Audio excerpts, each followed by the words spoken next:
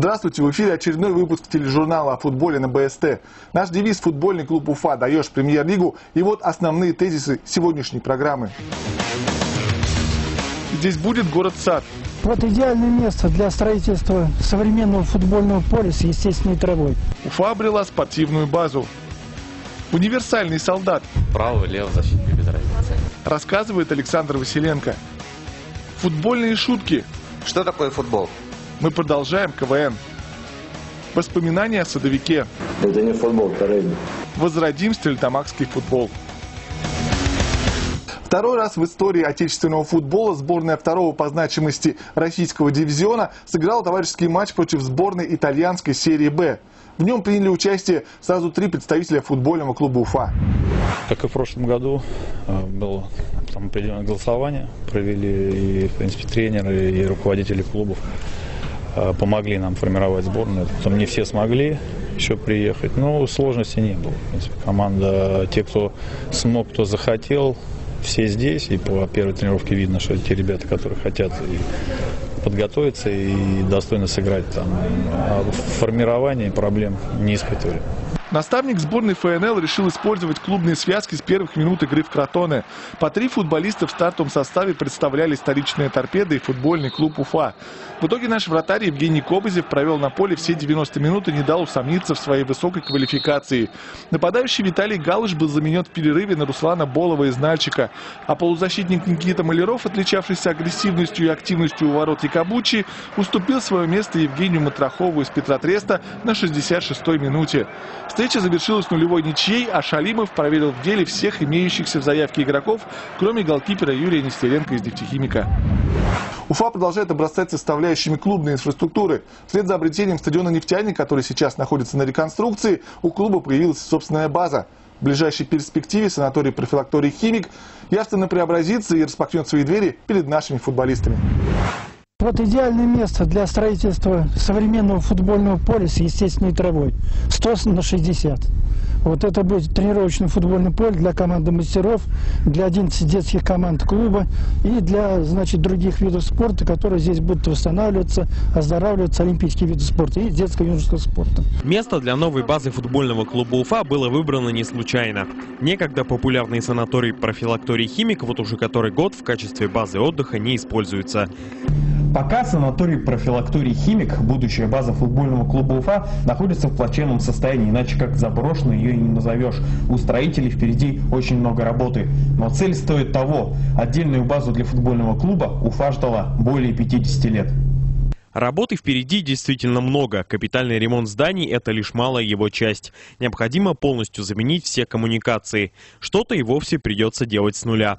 Зато располагается «Химик» в экологически чистом районе, недалеко от города. Обновленная база будет реконструирована в соответствии с самыми высокими требованиями. Служить она будет не только футболистам, но и представителям других видов спорта. Номерной фонд рассчитан на 80-100 человек.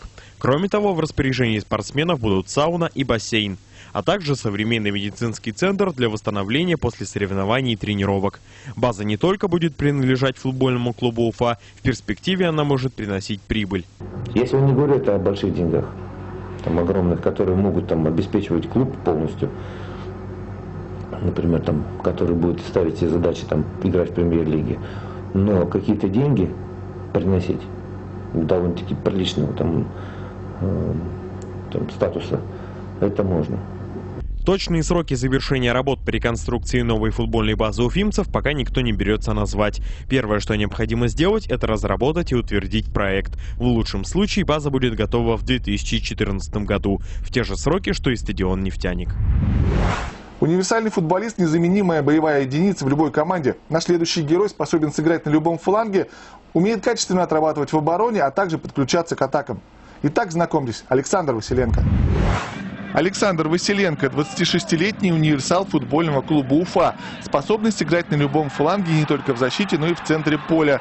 Родился в Москве. Воспитанник спортшколы «Торпедо ЗИЛ». Играл за московскую «Пресню», Вологодское «Динамо» и родную торпедовскую команду.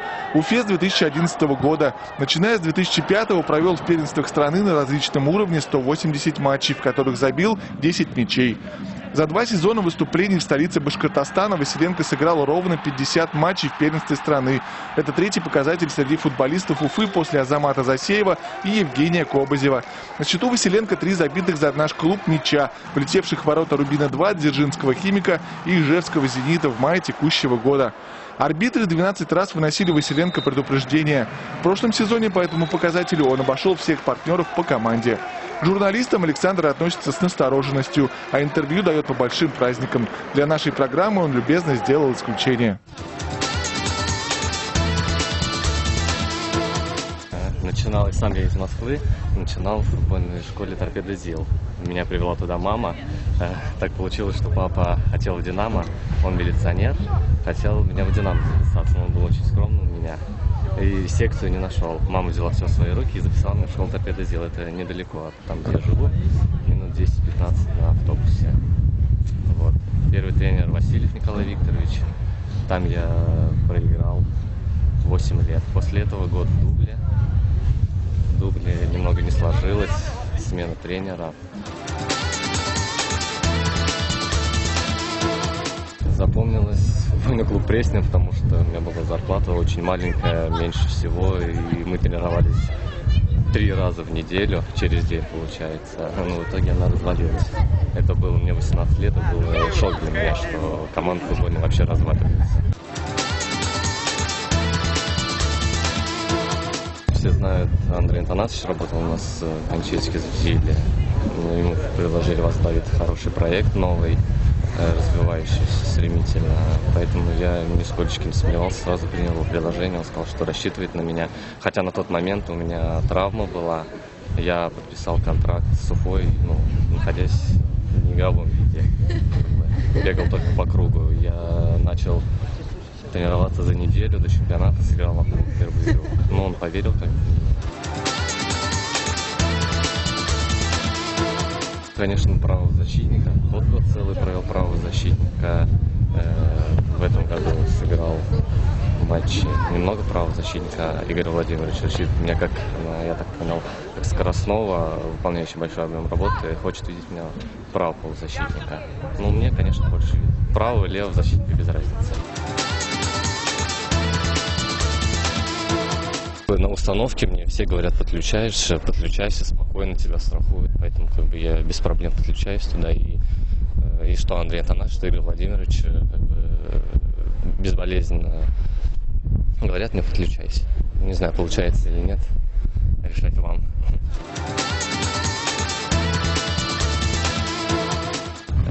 С Уфой выйти в премьер-лигу. Своя цель. Любой футболист хочет поиграть в сборной России. Для начала хотя бы во второй, поэтому играть в национальной команде.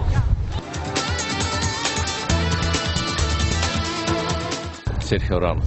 Это мой любимый футболист. Раньше он играл на позиции правозащитника. Может быть, поэтому мне нравится эта позиция. Я стал играть на ней. Но сейчас он перешел в центр поля. Это без разницы. Поэтому он, например, однозначно. Русский рэп, R&B, классику не очень люблю. Рэп русский, наверное, да, больше всего. Нет, у меня маленький ребенок, поэтому я занимаюсь только им. Любимая жена, у нас нет времени на это. Единственное, переехала сейчас с мамой ее только в кино и в рестораны. Единственное наше мероприятие. Ребенок зовут Семен, ему 7 месяцев, скоро будет 8. Жену зовут Карина. Познакомились мы еще в школе, с 3 класса вместе, как бы сидели за одной партой.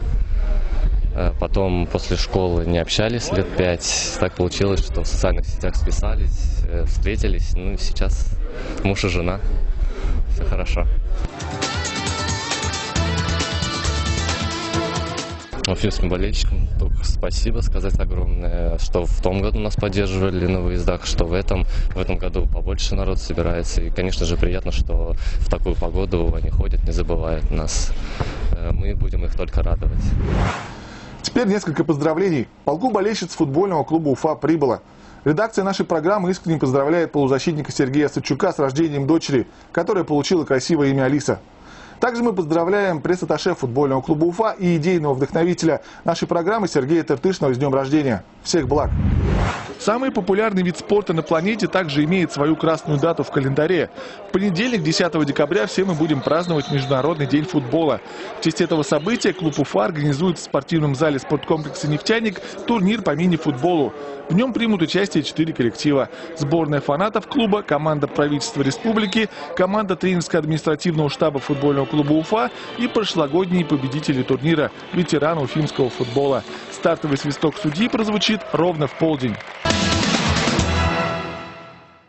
Финал высшей уфимской лиги клуба «Веселых и находчивых» завершился победой команды с нефутбольным названием «Кеда». В очередной раз на игру пришли представители футбольного клуба Уфа. Рассказывает Рустам Хабиров. Большие города. Вот скажи мне, зам, в чем сила? Разве в деньгах? Вот и брат говорит, что в деньгах. А я думаю, что сила в правде. В джете и кафе. После похода на полуфинал КВН футболисты были приятно удивлены выступлением на сцене нашего корреспондента Артема Кочешева. Игру его команды они отметили, а журналист признался, что было приятно услышать теплые слова от футболистов. На предыдущую игру, на полуфинал, приходили футболисты футбольного клуба Уфа. Очень приятно, что они отметили нашу команду, ее выступление, им очень понравилось. Это, конечно, не может не радовать. Сегодня, к сожалению, футболисты по большей части не придут, но в жюри будет сидеть генеральный директор футбольного клуба Уфа Шамиль Камилович Газизов. Безусловно, мы хотели бы ему понравиться. Вообще, сегодня финал, очень серьезная игра, мы очень серьезно готовились. После той игры мы еще как раз встречались. Ребята получили такой мощный энергетический задел. И, кстати, мы были на таком маленьком спаде, и после этого у нас хорошие игры пошли. Я надеюсь, что мы друг другу всегда будем помогать, и ребята от нас будут чем-то там подкрепляться, и мы. Видимо, из-за отсутствия футболистов в зале городского дома культуры шутки в адрес игры номер 1 на финале КВН почти и не звучали. Поэтому на разминке Шамиль Камилович набрался решимости и сам задал всем участникам интересующий его вопрос. Простой вопрос. Что такое футбол? Ну, походу, вы не знаете, да?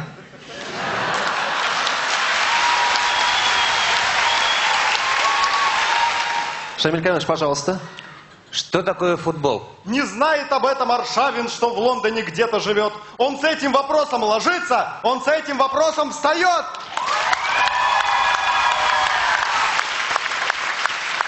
Я очень сильно впечатлен именно ребятами, которые, честно говоря, такие искрометные шутки, очень клевый артистизм, мне все понравилось. Кстати, пословица «слово не воробей, вылетит не поймаешь» сегодня была актуальна как никогда. Помнится, в полуфинале футболисты обещали КВНщикам, что за остроумные шутки теперь их ждут на матчах ФНЛ в качестве активных болельщиков футбольного клуба Уфа. Мы всем предоставим билеты и можем даже специальный сектор сделать для любителей КВН.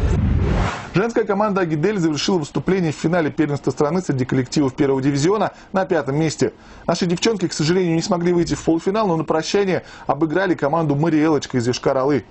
Итоги вполне удачного для «Агидели» сезона подводим вместе с генеральным директором Ассоциации женского футбола Республики Башкортостан Вадимом Ахметовым. Как там сказал классик, лицом к лицу, лица не увидать, большое видится на расстоянии. Сейчас быстро скоропалительные выводы делать рановато, нужно провести анализ. И что могу сказать по этому поводу? «Агидель» провела достойно, в принципе, финальный турнир. Команда, которая единственная не проиграла будущему чемпиону. Команда Чертанова поделила с нами очки в первом туре. Что далее радует? Самая молодая команда. Это о чем говорит? О том, что у нас через год-два мы будем собирать урожай, я так надеюсь. И по итогам турнира к тренерам нашим подходили игроки, тренеры и команд высшей лиги, и сборной молодежной, правда. И уже кое-кого приглядели. 5 человек в сборную Урала, 1 девочку в молодежную сборную России. То есть перспективы есть. С оптимизмом смотрим в будущее. Главное, чтобы хватило терпения. Без прошлого нет будущего. Это касается и футбола тоже. Ровно 5 лет назад футбольная общественность нашей республики потеряла профессиональный футбольный клуб «Садовик».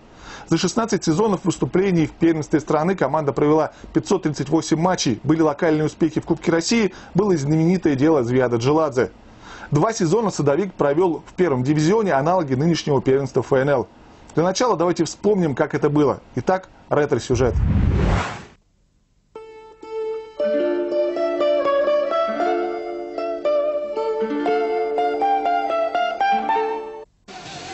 Эти кадры двухлетней давности, вручения Садовику Кубка ПФЛ как лучшей команды второго российского дивизиона и предшествующая этому признанию победная финальная точка в виде гола Эдуарда Зацепина теперь лишь историческая хроника, оставшаяся в памяти стерлитамакских болельщиков. Символично, что свой заключительный матч во второй лиге, словно подтверждая, кто в башкирском футболе всех сильнее, Садовик проводил в Уфе. Если после этой встречи славная стерлитамакская история будет длиться еще как минимум 2 сезона, то для столичного нефтяника башкирское дерби стало лебединой песней. Уфа во второй раз в своей истории потеряла профессиональный футбол. 93-й год, когда футбол передали с Гастелло коммерческим структурам, здесь уже футбол, конечно, у нас уже не стал. И вот большой пробел вот в этом периоде, он здорово повлиял. Он повлиял очень здорово. И когда команда организовалась в 2002 году, это на базе там строителя и таксиста, то уже много было потеряно времени. Много было потеряно времени. И опять же неудачно получилось с выбором спонсора. В 2006-м о футбольной Уфе уже мало кто вспоминал. Так же, как и об этом человеке, грузинском подданном Завиаде Джиладзе, ставшем причиной снятия с Садовика рекордных 53 очка за 2 года до этого. Беспрецедентный в истории отечественного футбола случай. Зато стерлитамакцы боготворили россыпь голов Зацепина по итогам сезона, снискавшего лавры лучшего снайпера первого дивизиона. Восхищались феноменальным Зерновым, дарившим болельщикам вот такие голевые шедевры, а затем и под стать им залихватские футбольные танцы. Поражались количеством посещавших Стерлитамак мега-игроков и чудо-тренеров от Андрея Тихонова до Сергея Горлуковича. Привыкли к стабильно исполняемой на послематчевых пресс-конференциях емкой фразе кормчего Садовика. Это футбол. Хороший футбол. Это футбол, а не живые люди. Это действительно был футбол. Футбол, застолбивший за Садовиком итоговое 6-е место в первом дивизионе. Невероятный результат для детского дебютанта из провинциального города. Болельщик готов был простить любимой команде невразумительные, если не сказать странные, домашние поражения от Орла и Анжи, а также гостевой от Машука. Ветер интернетовских слухов навевал, но по доброте душевной все прощалось. С кем не бывает. В межсезонье красивая футбольная сказка подошла к концу, а на берегах Стерли обнажилась топлес, одна из главных бед отечественного футбола. Перемены в градообразующем предприятии сказались на финансовой составляющей спорта номер 1. Контракты с Игнатенко и большинством лидеров команды не были продлены. Чтобы команде даровали жизнь, простые горожане упорно бомбардировали высшие инстанции письменными петардами. Есть мнения, не постеснялись на челобитную и главе государства. Команда у нас молодая, и будем биться без остатка до конца, до последней минуты, так как еще тяжеловато, видно, что нам еще не сыгранная команда. А так, я думаю, болельщиков будем радовать самоотдачей, это я могу гарантировать. Ранняя весна 2007-го. Голкипер Максим Герасин на правах единственного сторожила команды еще анонсирует новый сезон. А болельщики уже удивляются. Практически новый, неизвестный по именам состав, новый тренерский штаб, где это видно соображающий на троих, новые задачи, в оглашении которых впервые в истории Садовика прозвучит угрожающая формулировка «Битва за выживание». Многие еще до начала сезона ожидали, что Садовик, скорее всего, вылетит. Даже ходили слухи, что чуть ли не задача поставленная, то есть у команды недофинансирование. И, в общем-то, случилось то, что случилось. Я думаю, ничего удивительного нет. С первых туров команда забуксовала, голы даются с трудом, очки тем более. Новый герой, способный тянуть лямку лидера, в итоге все-таки нашелся. Свою дюжину голов юный бомбардир Виталий Бурмаков за сезон забить успел, но при этом проявил все признаки «enfant terrible». Букет из 18 желтых и красных карточек с последующими дисквалификациями – феноменальный показатель. Раз за разом Бурмаков самоустранялся на ровном месте, сезон так и не доиграв. При этом не скрывал радужных перспектив. Сибирь, и Томск, и Екатеринбург, Урал. Вот с ними сейчас ведутся переговоры. Как ни странно, уже после первого круга Садовик умудрился завоевать негласное звание «Гроза авторитетов». Стерлитамакский аутсайдер отобрал очки и у именитого «Торпеда», и у рвущегося в первый дивизион «Шинника», и у амбициозных «Урала» и «КамАЗа». А приезжие тренеры раз за разом указывали на ряд околофутбольных проблем Садовика. На таком гектаре, по-моему, и овцы ноги сломают.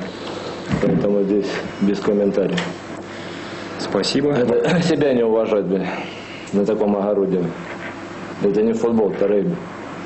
Поэтому пришлось выстраивать бей-беги. Тот автобус, на котором нас встретили, я думаю, что уже вахтовых рабочих не возят на нем на работу. Поэтому футболисты были уже злые по приезду сюда, в Стерлитамак. Тот автобус, который нам дали, это вообще неуважение. Но я за свои деньги, наверное, у Глеба Жиглова в аренду возьму, и они увидят, что такое автобус. Я могу сказать, что есть еще хуже автобус. Они его получат. Пока оставались шансы на спасение, битвы при Стерлитамаке продолжались. Причем погоду в доме создавали юные воспитанники местного футбола. Баликаев, Панковец, Антипов и Губайдулин. Будем биться до последнего. Первая лига, надо остаться. Итак, какова перспектива возвращения Садовика в лоно любительского футбола, откуда стерлитамакский коллектив начал свое восхождение 15 лет назад, или очередное чудесное спасение профессиональной команды? А пока... Всего хорошего. В этом году Стерлитамак остался даже без любительского футбола. Впервые за всю историю город не был представлен в первенстве республики. Надо что-то делать, надо спасать футбол в Стерлитамаке. Это мнение не только редакции нашей программы. Надо понять, что в свое время Стерлитамак это был мотором, двигателем всего башкирского футбола. Сегодня получается, что там обычный швах, можно так назвать, за многолетнюю, 50-летнюю там историю. Первый раз команда Стерлитамака не участвует в чемпионате Башкирии. Это говорит о многом. То, что там происходит, власти Стерлитамака или что там, так отношение у них к футболу. Хотя у них все есть. У них есть стадион, у них есть детские команды. Второй стадион, у них отличная база. То есть та, которая футбольная, как бы должна быть. Поэтому ситуация такая неблагоприятная на тот момент была. Сейчас будем смотреть, разговаривать, что получится с Стерлитамаком. На этой не самой радостной ноте завершаем нашу очередную программу. С верой в возрождение футбола в городе Настерле, а также с верой в реализацию главного слогана нашей программы «Футбольный клуб Уфа. Даешь премьер-лигу». До встречи.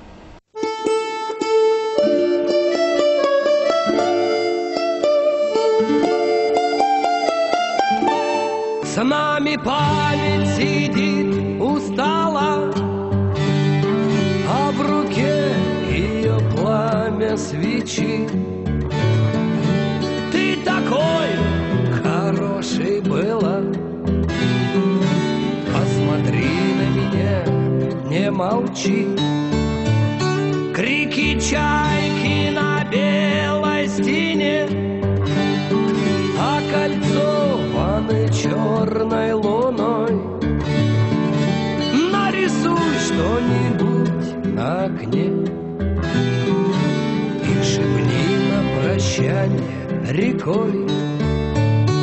Это все, что останется после меня. Это все, что возьму я с собой. Это все, что останется после меня. Это все, что возьму я с собой. Две мечты до печали стакан мы воскреснув допили до дна. Я не знаю, зачем тебе дан, правит мною дорога луна. И не плачь, если можешь, прости. Жизнь не сахар, а смерть нам не чай. Мне свою дорогу нести. До свидания, друг, и прощай.